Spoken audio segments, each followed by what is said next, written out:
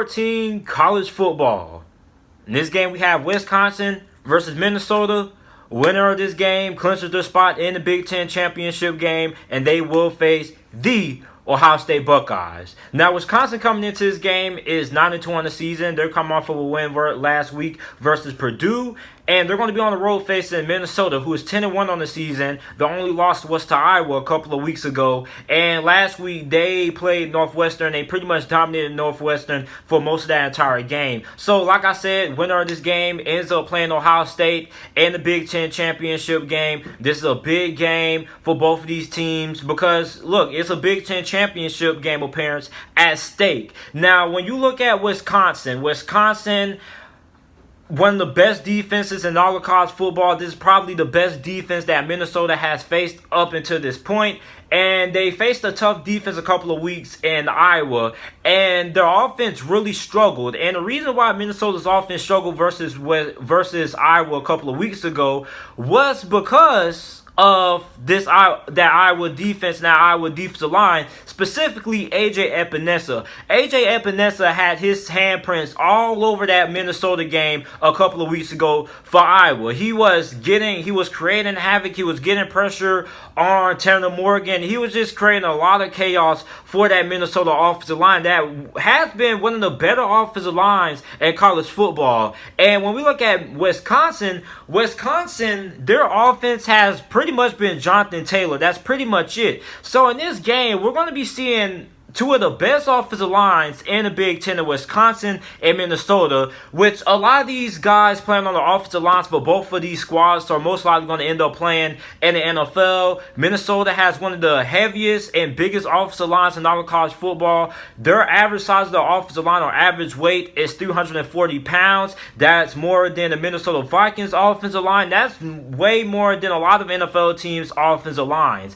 And Wisconsin, we already know about how good Wisconsin's offensive line is. They produce a lot of NFL talent from the offensive line. And I mean, this is going to be a premium when it comes to watching this game if you're a fan of the trenches. So if you're a fan of offensive line play, you're going to be in for a treat. Now, Wisconsin, great defense, but lackadaisical offense. They have a smash mouth offense that basically, if you're able to stop Jonathan Taylor, then you pretty much have the key to beating Wisconsin. Now, Minnesota, if you're able to get pressure on Tanner Morgan and you have to force Minnesota to get the ball out quick, and you're not allowing Minnesota to have those big passing plays downfield, then you pretty much had a blueprint to beat Minnesota. And we saw that a couple of weeks ago in that Iowa game. A big reason why Minnesota lost versus Iowa was because of their inability to score in the red zone, and they also had struggles when it came to kicking field goals, and also the fact that they didn't really have a lot of time to let those deep vertical routes down the field develop because of A.J. Epinesa for Iowa. Now, if you're Minnesota, you're facing another good pass rushing team in Wisconsin. Now, Wisconsin doesn't really have a dominant one-on-one pass rusher like an A.J. Epinesa, but they have a lot of guys who are very good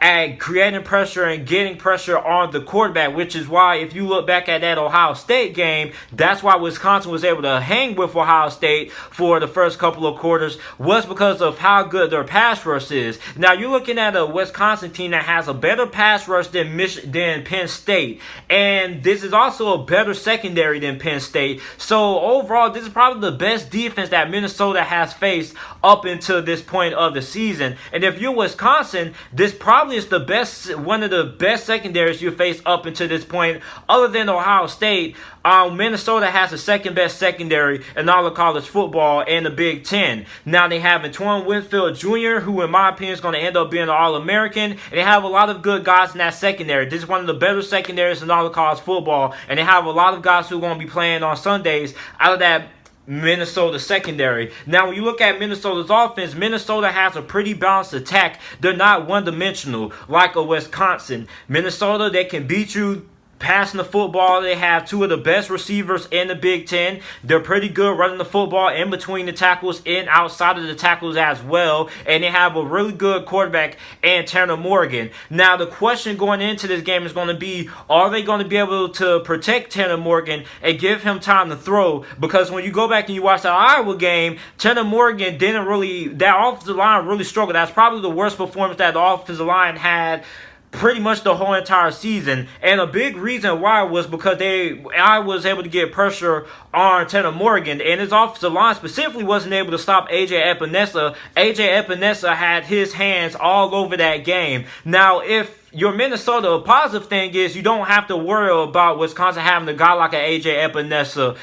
Wisconsin, they have a pretty good group of pass rushers. This is one of the best pass rusher teams in college football, but they don't have a dominant one-on-one pass rusher like Iowa does with a guy like AJ Epinesa that's going to be a future top 10 pick when next year's draft rolls around. So that's a benefit that Minnesota has. Now the question is, can Minnesota give Tanner Morgan enough time to let those deep passing routes and those big pass plays develop? That's going to be a question going into this game. And the question for Wisconsin is going to be, are they going to be able to run the football effectively against Minnesota? Now, Minnesota's defense is pretty good in almost every category in college football when it comes to stopping the pass and stopping the run. They're one of the best passing units when it comes to stopping the pass, although they struggled against Iowa for some point in the game. Nathan Stanley and that Iowa passing attack was able to have a lot of success against that Minnesota secondary that came really as a surprise because Iowa has struggled passing the football for most of the entire season. So when you look at Minnesota's secondary, hopefully they bounce back versus a Wisconsin team that isn't really that good when it comes to throwing the football, and they don't have a lot of good weapons when it comes to the outside, when it comes to the receiving core. Now, looking at my keys to victory, what both of these teams to be able to do to win this game. For Minnesota, obviously the number one thing is stop Jonathan Taylor. If you stop Jonathan Taylor, you're most likely going to end up winning this game because Wisconsin doesn't have the offense to put up a lot of points and destroy you through the air. Now, Iowa, the reason why Iowa had a lot of success through the air was because they had a solid quarterback in the Nathan Stanley that is probably one of the most underrated quarterbacks in all of college football. He's not one of the best, but he's not bad neither. He's a pretty solid quarterback, and when we look at his draft stock, he's going to end up being a mid-round selection when the 2020 NFL draft rolls around. Now, Wisconsin doesn't have a guy like a Nathan Stanley. Their quarterback hasn't really been that good this year. He's been pretty much inconsistent, although he has had success against some of the worser competition in the Big Ten. But he's going against one of the better secondaries in college football in Minnesota, and I'm expecting him to struggle in this game because Wisconsin is a smash-mouth football team, and if you stop Jonathan Taylor, most of the time Wisconsin's going to end up winning the game. When you go back to that Michigan loss, when you go back to Wisconsin, and most of the games that they end up losing, when you go back to Ohio State, they lost that game because Jonathan Taylor wasn't really able to get things clicking when it came to running the football. So if you're able to stop Jonathan Taylor, which is the heart and soul of this offense, then you're most likely going to end up winning this game. So Minnesota has to find a way to stop Jonathan Taylor. The next thing Minnesota needs to be able to do to win this game is they got to get out to a big lead early. Wisconsin, we already know Wisconsin is a smash-mouth football team. And when you have a smash-mouth football team, a team that struggles passing and having a lot of success through the air, if you get up to a big lead early, then you force that team to abandon the run because they need to get back into the game as quick as possible, and you force them to pass the football, which is something that Wisconsin isn't really good at doing. So if you get out to a big lead early on Wisconsin, then you put a lot of pressure on that Wisconsin offense.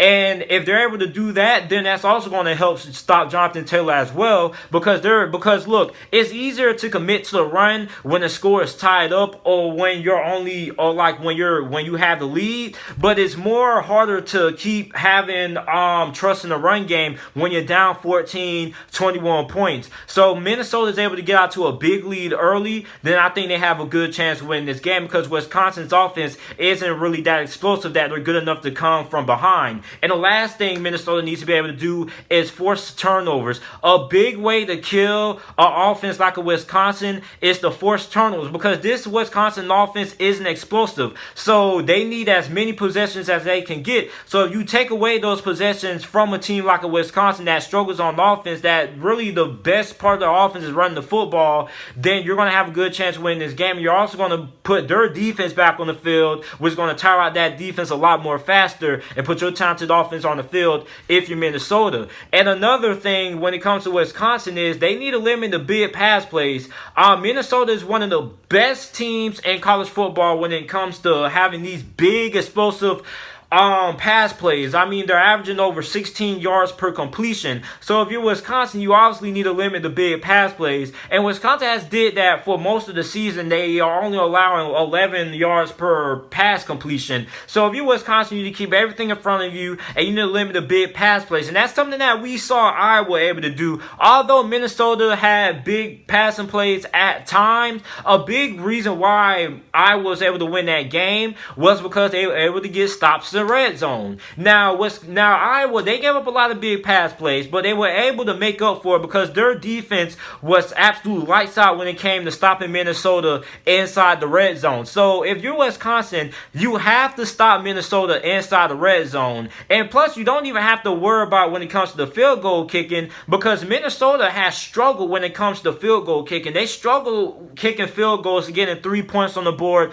versus Iowa, which was a big reason why they ended up losing that game. So the team that I'm going with to win this game, I'm going to take Minnesota to win this game. And here's the reason why. I know Wisconsin fans are going to be like, oh, they lost to Iowa, blah, blah, blah. But that game was on the road. This Minnesota team, they're playing this game at home in Minnesota. So they don't have to worry about going and playing Wisconsin on the road. Now, if this game was at Wisconsin, then I would choose Wisconsin to win this game. But since this game is in Minnesota, it's going to be sold out. The fans are going to be loud. The fans are going to be rowdy. It's going to be rocking. And I just think Minnesota is going to end up winning this game. And overall, I think Minnesota is a better team than Wisconsin, because Wisconsin is just too one-dimensional to me. And Smash Mouth football doesn't win championships in college football anymore. If Wisconsin wants to be able to win this game, they're going to have to be able to have success throwing the football. And their quarterback has not really showed me enough that he's able to really pose or strike any fear into the opposing team's defense or their secondary. So I'm going to take Minnesota to win this game. I think Minnesota wins this game